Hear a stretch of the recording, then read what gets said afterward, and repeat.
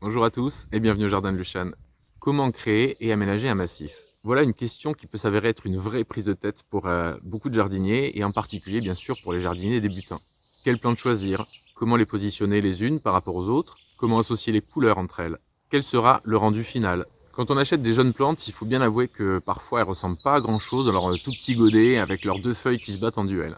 C'est vrai qu'à ce moment-là, il est difficile d'imaginer à quoi elles vont ressembler une fois adultes, et en particulier une fois qu'elles seront associées les unes à côté des autres dans un massif. Et puis parfois, quand on débute, on ne sait même pas quelle plante choisir, parce qu'il y en a beaucoup, et puis qu'on ne les connaît pas forcément toutes. Bref, ça peut être un vrai casse-tête, et ça peut même parfois en décourager certains. Du coup, j'ai imaginé un nouveau format pour la vidéo qui va suivre, un format dans lequel je vous montre plusieurs plantes en situation, associées entre elles dans un massif. Alors attention, on est bien d'accord, je ne vous propose pas de solution miracle. D'autre part, je tiens à préciser que je ne suis pas paysagiste, je suis un simple jardinier passionné. Comme tout le monde, j'ai mon lot d'échecs et de réussites, même si avec le temps et la pratique, j'arrive de mieux en mieux à appréhender et à imaginer à quoi va ressembler un massif que je crée. Dans cette vidéo, donc, je vous propose de découvrir un des massifs du jardin en cette fin du mois de mars. Je vais vous détailler les différentes plantes qui les composent, pourquoi je les aime et pourquoi le résultat me plaît. Je ne suis pas en train de vous dire que c'est le massif idéal ni la panacée. Il existe quantité de jardins qui sont bien plus beaux et bien plus aboutis que le mien. Je voulais juste ici vous donner un exemple en espérant qu'il pourra éventuellement vous aider, vous inspirer un petit peu pour de votre côté après chez vous créer votre petit coin de paradis. Dernière chose, et je tiens à m'en excuser à l'avance, mais je reçois souvent sur internet des demandes de personnes qui voudraient que je leur dise quoi planter chez eux, en me disant j'ai une bande de terre de 2 mètres par 3 mètres contre un mur, qu'est-ce que je peux planter? Alors je ne peux pas vous répondre comme ça. En effet, plusieurs facteurs sont à prendre en compte, comme par exemple la nature du sol, son pH, l'exposition, votre climat, si il fait plus ou moins froid en hiver par exemple, le temps que vous êtes prêt à consacrer à votre jardin, et puis bien sûr les goûts de chacun. D'autre part, et vous le comprendrez, je n'ai pas forcément le temps de répondre à ces demandes. Cela dit, sur la chaîne, vous trouverez tout un tas de vidéos dans lesquelles je vous présente différentes plantes, comme les vivaces, les arbustes, les graminées, et dans ces vidéos, je vous précise les conditions de culture qu'elles apprécient. Donc n'hésitez pas à aller fouiner un peu sur la chaîne et à regarder ces vidéos qui vous donneront déjà quelques indices et qui vous guideront un petit peu dans le choix des plantes. Dans la vidéo qui suit, je ne vais pas trop rentrer dans les détails de culture des plantes qui composent le massif, même si je donne quelques précisions pour certaines d'entre elles. Allez, on découvre tout de suite ensemble ce massif printanier. Ce premier massif que je vous présente, il se trouve devant la terrasse. On ne voit pas la terrasse parce qu'elle est un petit peu derrière à droite, cachée dans la végétation. Et ce que j'aime beaucoup dans ce massif en cette saison, c'est qu'en fait il y a énormément de couleurs et pourtant il n'y a pas de fleurs, enfin il n'y a quasiment pas de fleurs. On voit un petit peu le forsythia au fond, mais il est dans un massif différent, il n'est pas dans ce massif-là. Il y a quelques élébores aussi qui sont un peu sur la gauche, je vous les montrerai d'un peu plus près tout à l'heure. Mais toutes les couleurs qui sont ici, en fait, elles sont apportées uniquement par les feuillages.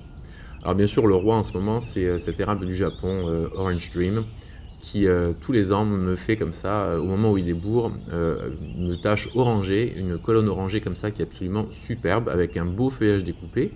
Ensuite, le feuillage va devenir un petit peu vert doré en saison, puis il reprendra des teintes chaudes une fois l'automne venu. Alors c'est un érable qui au départ était placé vers le forsythia qu'on voit derrière, donc qui était plutôt à l'ouest, et qui avait beaucoup trop chaud. En fait, c'est un érable qui n'aime pas du tout être exposé en plein soleil. Ça fait griller son feuillage. Alors c'est quand même dommage parce que la beauté des érables, c'est surtout leur feuillage. Donc du coup, je l'ai déplacé. Alors c'est un érable que j'avais acheté en pot, un tout petit pot. Il devait faire 15 cm de haut quand je l'ai acheté il y a un bon nombre d'années déjà. Et je l'avais cultivé en pot quelques années, et puis il y a 2-3 ans, j'ai décidé de le mettre en pleine terre. Et depuis qu'il est en pleine terre, il se développe vraiment bien, donc il a l'air de bien se plaire à cet endroit. Il est planté en fait devant le tilleul qu'on voit, on voit le tronc du tilleul au milieu du massif. Et ce tilleul, donc, il le protège du soleil tout l'après-midi, ce qui fait qu'il est quand même plutôt abrité du soleil brûlant. Et alors du coup, pour accompagner son pied, j'ai mis des plantes qui sont également des plantes qui apprécient l'ombre. Donc on a un élébore que j'avais réussi à identifier, parce que c'est un élébore sauvage, que j'ai réussi à identifier et qui pourrait être Eleborus viridis. Voilà, c'est une petite variété qui paye pas de mine au niveau des fleurs, hein, une floraison blanc verdâtre, mais qui a un joli feuillage découpé, donc intéressant pour ça. À côté, il y a une fougère. La fougère, je sais pas trop ce que c'est ni comme genre, ni comme espèce, ni comme variété, parce que je l'avais récupérée je sais plus trop où, elle n'était pas identifiée. On voit également deux carex, un carex qui est un carex persistant, donc carex Oshimensis Evergold, qui est un feuillage panaché jaune et vert qui est sympa, qui est comme ça toute l'année. Et puis juste à côté, on a le carex Elata aurea, qui lui a un feuillage caduc, donc il va perdre son feuillage en hiver. Et là justement, il est en train depuis quelques temps de remettre son jeune feuillage, un feuillage qui est vraiment très jaune, très vif et qui est vraiment très joli à cet endroit-là. Donc pareil, lui, il ne lui faut pas beaucoup de soleil et il apprécie les sols qui sont quand même plutôt frais. On revient sur le devant du massif avec ici un rosier qui est le rosier Robin Hood. C'est un très joli rosier qui reste assez compact comme ça, qui forme une boule. Alors vers fin mai, il va être complètement couvert de fleurs d'un rose vif. Il est vraiment, moi je l'adore, et il est vraiment très sympa. Et après, il va refleurir comme ça un petit peu jusqu'à l'automne, jusqu'aux premières gelées, même si les floraisons suivantes, chez moi en tout cas, elles sont moins généreuses que la floraison qui va arriver là dans quelques mois. En tout cas, ce rosier, il apporte une touche de vert qui fait un petit peu écho au vert qu'on voit derrière et qui est le vert d'un seringa qui bientôt sera en fleurs, qui sera blanc et qui sera très très parfumé. À gauche du rosier, un Pittosporum à feuillage panaché, Pittosporum tenuifolium Irene Patterson, qui a un feuillage vert très clair, moucheté un petit peu de crème, et il est vraiment très sympa aussi. Alors ce type de Pittosporum, c'est pas les plus résistants au froid. Bon, ici j'ai vraiment jamais de soucis avec les températures négatives, ça descend en général vers -6, -7 c'est le grand maximum, et en plus ça dure jamais très longtemps puisque en journée les températures remontent souvent au-dessus de 0, donc il est très à l'aise ici, et justement il apporte une teinte un peu différente du rosier à côté, donc ça crée un contraste qui est, moi je trouve en tout cas intéressant. Pour trancher un petit peu avec ces différentes teintes, l'orange, le vert et puis le feuillage panaché, en fait en ce moment on peut compter sur les jeunes feuillages des rosiers, de ces rosiers-là en tout cas, qui sont bien pourpres au débourrement. Donc entre les deux arbustes du milieu, on a Queen Elizabeth qui est un arbustif qui va monter assez haut et qui va faire des fleurs roses. Et à gauche, on a Westerland qui est un rosier arbustif paysager qui lui va faire après une floraison saumonée, très parfumée et qui va durer pareil très longtemps. La floraison là, il fleurit du mois de mai jusqu'au mois d'octobre, novembre sans problème. Pour apporter un petit peu de légèreté, j'ai mis bien sûr une graminée. J'adore les graminées, comme ceux qui me suivent sur Facebook ou sur la chaîne le savent. Ici, c'est ce qu'on appelle les cheveux d'ange, Nacella tenuissima, qu'on appelait auparavant Stipa tenuifolia, qui est une graminée super légère et persistante. Donc, elle va rester comme ça toute l'année. Alors là, elle va mettre son nouveau feuillage qui va être un vert tendre très lumineux. Puis petit à petit, le feuillage vire un petit peu au doré, puis un peu au paille. Mais il reste en tout cas intéressant, même en hiver. Et puis pour poser tout ça, en fait devant il y a un tapis de Stachys byzantina. Donc c'est une plante couvre-sol qui s'étend facilement et dont le feuillage est gris argenté comme on peut le voir. Et super doux au toucher. Vous le touchez, c'est franchement, on dirait presque de la laine, quoi. Enfin, c'est très agréable au toucher. Et puis je trouve que ça pose bien le massif. Voilà, ça fait une base qui est vraiment sympa. Si on vous regarde un petit peu mieux la perspective, qu'on voit forcément mieux quand on est dans le jardin qu'en vidéo, on aperçoit le feuillage pourpre d'un Physocarpus Lady in Red. Donc ce feuillage il est sympa parce que justement ce pourpre il rappelle aussi les jeunes pousses des rosiers. Et puis on voit derrière encore le Physocarpus, on voit la floraison jaune vive d'un Forsythia. Alors certains n'aiment pas le Forsythia, trouvent que c'est un arbuste qui est tellement commun. Bon, moi je trouve qu'il est quand même super lumineux. C'est une des premières floraisons du printemps. Enfin pour moi il est annonciateur de printemps.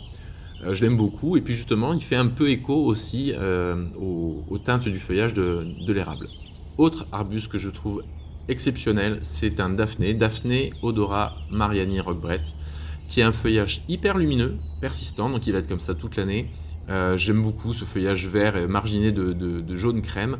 En plus, il a une floraison qui a eu lieu il y a un mois à peu près, un mois et demi même, voire 2 mois, je sais plus trop, je l'ai plus trop en tête, mais en fait, il fleurit au cœur de l'hiver, des fleurs blanc rosé et qui sont extrêmement parfumées. Ça embaume des mètres à la ronde. Et puis voilà, après il reste décoratif comme ça et il sert de fond à d'autres plantes qui prennent le relais. Alors je vous montre le même massif mais vu d'un autre angle, donc on va avoir quelques plantes supplémentaires qui viennent se rajouter un petit peu au tableau. On retrouve en arrière-plan la serre Orange Dream, on retrouve le feuillage des rosiers, Westerland et Queen Elizabeth. On retrouve également le Pittosporum Irene Patterson, on voit un petit peu le rosier aussi, les Stachys et la Nacella, c'est-à-dire la graminée.